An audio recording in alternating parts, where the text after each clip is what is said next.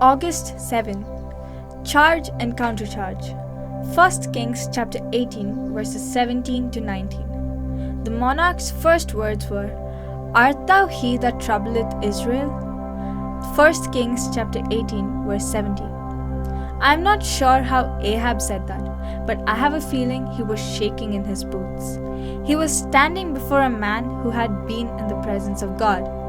Though Ahab could say to his servants, "You do this and do that," and though he was surrounded by his bodyguards, I'm sure he was awed in the presence of Elijah.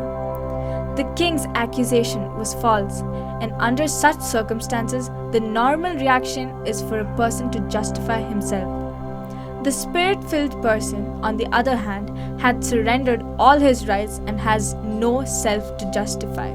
Elijah might have moderated the king's displeasure by telling him that rain was on the way, but that was not the message Ahab needed at that moment.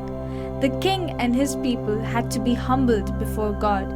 God's glory was at stake, and his honor had to be vindicated.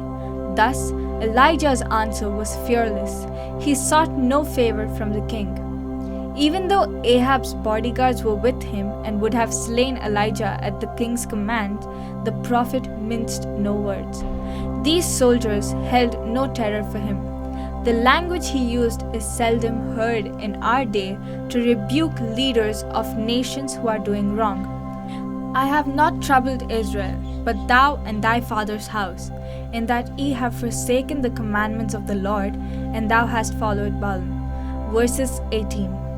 Charge them that are rich in this world, that they be not high-minded, nor trust in uncertain riches, but in the living God, who giveth us richly all things to enjoy. 1 Timothy chapter 6 verse 17. Amen.